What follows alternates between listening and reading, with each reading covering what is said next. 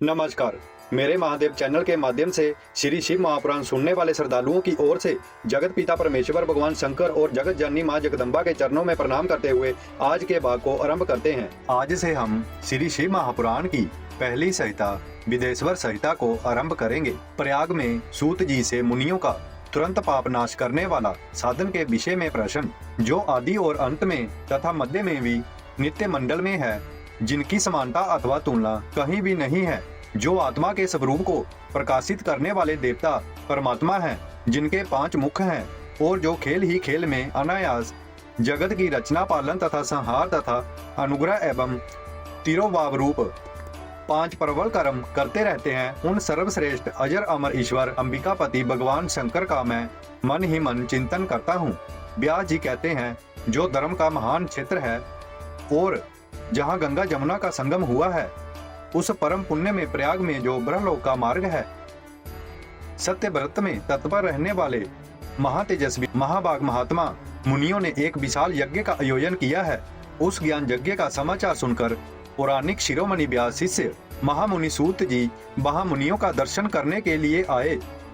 सूत जी को आता देख वे सब मुनि उस समय हर्ष से खिल उठे और अत्यंत प्रसन्नचित से उन्होंने उनका विधिवत स्वागत सत्कार किया। तत्पश्चात उन प्रसन्न महात्माओं ने उनकी विधिवत स्तुति करके विनय पूर्वक हाथ जोड़कर उनसे इस प्रकार कहा, सर्वज्ञ विद्वान रोमहर्षण जी, आपका भाग्य बड़ा भारी है।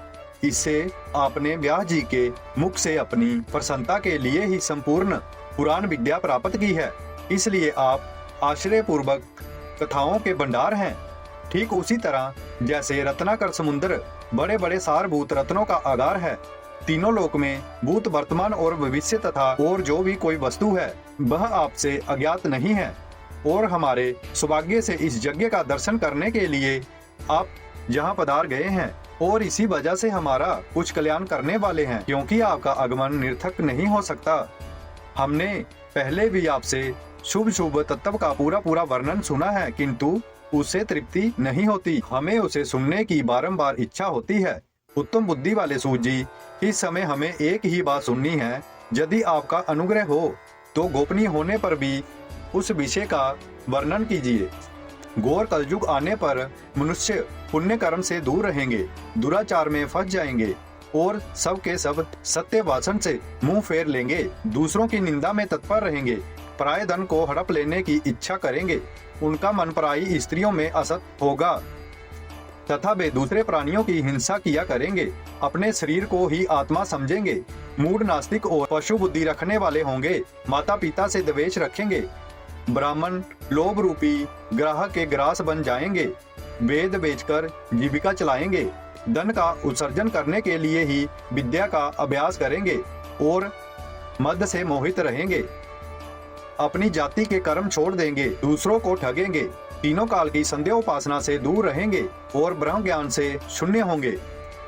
समस्त क्षत्रिय भी सब धर्म का त्याग करने वाले होंगे, कुसंगी पापी और वे विचारी होंगे, उनमें शौर्य का अभाव होगा, वे कुसित चौर्य कर्म से जीविका चलाएंगे, शूद्रों सा बर्ताव करेंगे और उनका चित्त काम का किंकर बना रहेगा।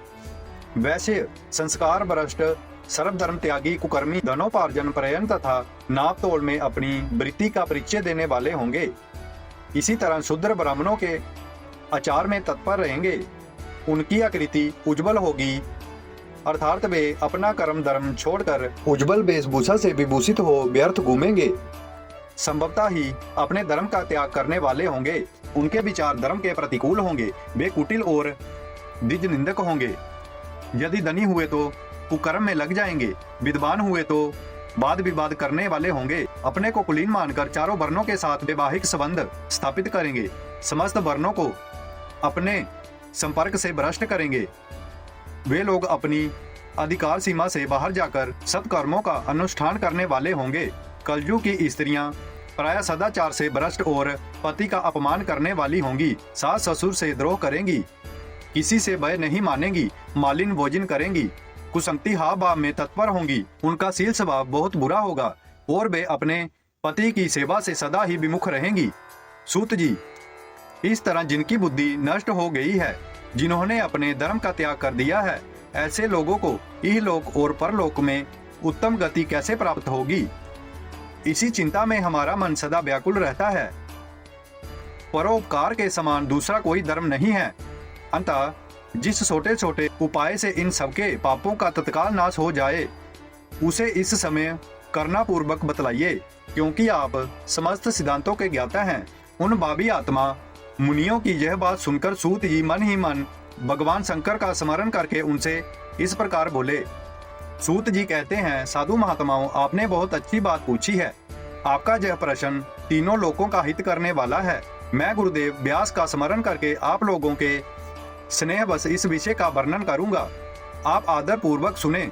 सबसे उत्तम जो शिव पुराण है, वह वेद वेदांत का सार सर्वस्व है तथा वक्ता और श्रोता का समस्त पाप राशियों से उद्धार करने वाला है। इतना ही नहीं, वह परलोक में परमार्थ वस्तु को देने वाला है, कल्प राशि का विनाश करने वाला है। उसमें भगवान शिव के उत्तम यश का वर्णन है। ब्राह्मणों, धर्म, अर्थ, काम और मोक्ष, इन चारों पुरुषार्थों को देने वाला वह पुराण सदा ही अपने प्रभाव की दृष्टि से वृद्धि या विस्तार को प्राप्त हो रहा है। उस सर्वोत्तम शिव पुराण के अध्ययन मात्र से वे कलयुग के पाप सत जीव श्रेष्ठम गति को प्राप्त हो जाएंगे। कलयुग के महान उत्पात तभी तक जगत में निर्भय होकर विचरेंगे जब तक यह शिव पुराण का उदय नहीं होगा। इसे वेद तुल्य माना गया है। इस वेद कल्प पुराण का सबसे पहले भगवान शंकर ने ही प्रयन किया था। विदेश्वर संहिता, रुद्र संहिता, विनायक संहिता, उमा संहिता, मात्र संहिता, एकादश रुद्र संहिता, कैलाश संहिता, शतरुद्र संहिता, कोटि रुद्र संहिता, सहस्त्र कोटि रुद्र संहिता, वायवीय संहिता तथा धर्म संहिता, इस प्रकार इस पुराण के 12 वेद या खंड हैं। ये 12 संहिताएं अत्यंत पुण्यमयी मानी गई हैं। ब्राह्मणों, अब मैं उनके श्लोकों की संख्या बता रहा हूँ। आप लोग वह सब आदर पूर्वक सुने। विदेश्वर संहिता में 10,000 श्लोक हैं।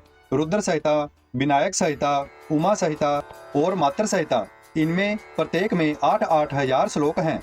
ब्राह्मणों, एकादश रुद्र संहिता में 13,000 श्लोक, कैलाश संहिता में 6,000, शतरुद्र संहिता में 3,000, कोटि रुद्र संहिता में 9,000, सहस्त्र कोटि रुद्र संहिता में 11,000, वायवीय संहिता में 4,000 तथा धर्म संहिता में 12,000 श्लोक हैं। इस प्रकार मूल शिव पुराण की श्लोक संख्या 1 लाख है, परंतु व्यास जी ने उसे 24,000 श्लोकों में संक्षिप्त कर दिया है। पुराणों की क्रम संख्या के विचार से इस शिव पुराण का स्थान चौथा है। इसमें 7 संहिताएं हैं।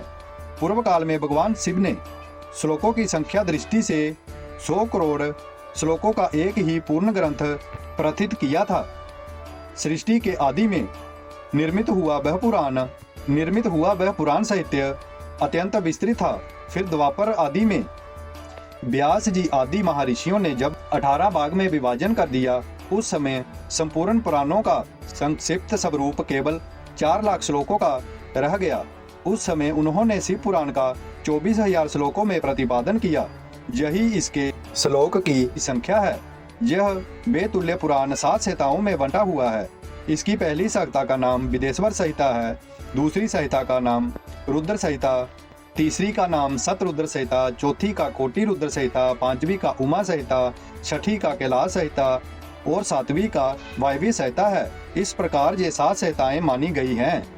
इन 7 संहिताओं से युक्त दिव्य शिव पुराण वेद के समान माना गया है और भक्ति भाव से वेद तुल्य प्रमाणिक तथा सबसे उत्कृष्ट गति प्रदान करने वाला है।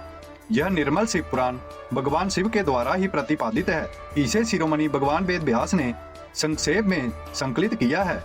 यह समस्त जीव समुदाय के लिए उपकारक त्रिविध तपों का नाश करने वाला, तुलना रहित एवं सत्पुरुषों को कल्याण प्रदान करने वाला है।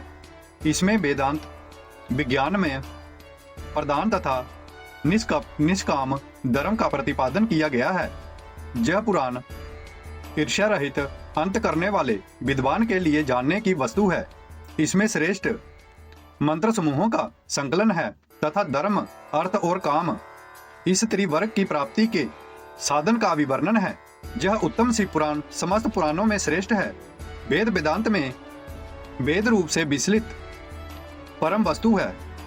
परम वस्तु परमात्मा का इनमें गान किया गया है। जो बड़े आदर से इसे पढ़ता व सुनता है वह भगवान शिव का प्रिय होकर परम गति को प्राप्त कर लेता है। साध्य साधन आदि का विचार तथा श्रवण कीर्तन और मनन, इन 3 साधनों की श्रेष्ठता का प्रतिपादन व्यास जी कहते हैं। सूत जी का यह वचन सुनकर वे सब महर्षि बोले, अब आप हमें वेद वेदांतर वेदांत सार स्वरूप अद्भुत शिव पुराण की कथा सुनाइए। सूत जी ने कहा, आप सब महर्षिगण रोग शोक से रहित कल्याण में भगवान शिव का स्मरण करके शिव पुराण की जो वेद के सार तत्व से प्रकट हुआ है कथा सुनिए। शिव पुराण में भक्ति, ज्ञान और वैराग्य, इन तीनों का प्रतिपूर्वक गान किया गया है। इस वर्तमान कल्प में जब सृष्टि कर्म आरंभ हुआ था उस समय 6 कुलों के महर्षि परस्पर वाद विवाद करते हुए कहने लगे, अमुक वस्तु सबसे उत्कृष्ट है और अमुक नहीं है। उनके इस विवाद ने अत्यंत महान रूप धारण कर लिया। तब वे सब के सब अपनी शंका के समाधान के लिए संतुष्टि करता अविनाशी ब्रह्मा जी के पास गए और हाथ जोड़कर बिने बारी बानी में बोले, प्रभु आप संपूर्ण जगत को धारण पोषण करने वाले तथा समस्त कारणों के भी कारण हैं। हम यह जानना चाहते हैं कि संपूर्ण तत्वों से परे परमात्मा पूर्ण पुरुष कौन है। ब्रह्मा जी ने कहा, जहां से मन सहित वाणी उन्हें ना पाकर लौट आती है तथा जिसने ब्रह्मा विष्णु रुद्र और इंद्र आदि से युक्त यह संपूर्ण जगत समस्त भूतों एवं इंद्रियों के साथ पहले प्रकट हुआ है, वे ही ये देव महादेव सर्वज्ञ एवं संपूर्ण जगत के स्वामी हैं। ये ही सबसे उत्कृष्ट हैं। भक्ति से ही इनका साक्षात्कार होता है, दूसरे किसी उपाय से कहीं इनका दर्शन नहीं होता। रुद्र, हरि, हर तथा अन्य देवेश्वर सदा उत्तम भक्ति भाव से उनका दर्शन करना चाहते हैं। भगवान शिव में भक्ति होने से मनुष्य संसार बंधन से मुक्त हो जाता है।